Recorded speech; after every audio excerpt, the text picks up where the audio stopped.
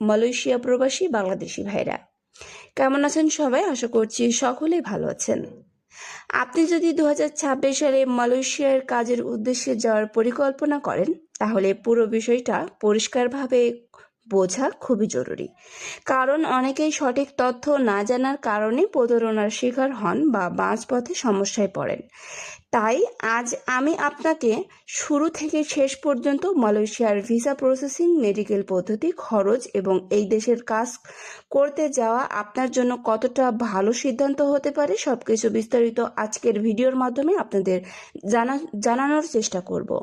চলুন ভিডিওটি শুরু করব। তার আগে আপনাদের কাছে ছোট্ট একটি রিকোয়েস্ট থাকবে, আপনি যদি আমাদের চ্যানেলের নতুন হয়ে থাকেন অবশ্যই চ্যানেলটি সাবস্ক্রাইব করে আমাদের চ্যানেলের সঙ্গেই থাকবেন, কারণ আমাদের এই চ্যানেলে মালয়েশিয়া ভিসা সম্পর্কে নতুন নতুন তথ্য আমরা দিয়ে থাকি।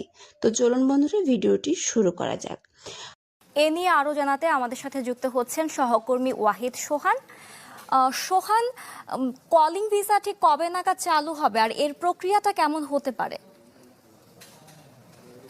আপনাকে অসংখ্য ধন্যবাদ। আসলে আপনি যেমনটি বলছিলেন যে আজকে মালয়েশিয়ার সময়ে যে দুপুর 12টা 5 মিনিটে বাংলাদেশের প্রবাসী কল্যাণ এবং কর্মসংস্থান মন্ত্রী আরিফুল হক চৌধুরী তিনি মালয়েশিয়ার প্রধানমন্ত্রীর কার্যালয়ে প্রবেশ করেন এবং 1টা পর্যন্ত তাদের এই চলমান বৈঠক চলতে থাকে। সেই বৈঠকের মধ্য দিয়ে আসলে বাংলাদেশ এবং মালয়েশিয়ার মধ্যে দীর্ঘদিন থেকে বন্ধ থাকা এবং বিভিন্ন জটিলতায় যুক্ত থাকা এই শ্রম বাজারটি আবারও উন্মুক্তের বিষয়ে একটি নৈতিক সিদ্ধান্তে তারা পৌঁছান।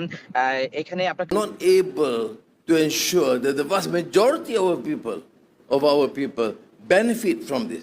Kawan-kawan, rakan-rakan media, Saya bersama dengan Depsi berada di sini adalah untuk menyokong 3 tuntutan hari ini, iaitu pertama kita inginkan supaya ditubuhkan satu Suruhanjaya Siasatan Diraja untuk menyiasat tentang laporan daripada Bloomberg tentang pemilikan saham Azam Baki dan juga tentang bahaya corporate.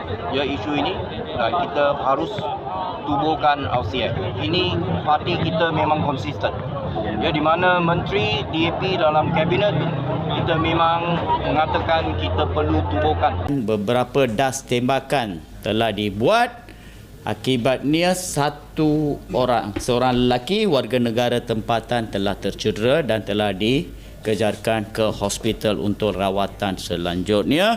Dan untuk makluman rakan-rakan media, mangsa dalam kes ini yang telah dikatakan ditembak itu dalam keadaan stabil dan masih menerima rawatan di hospital.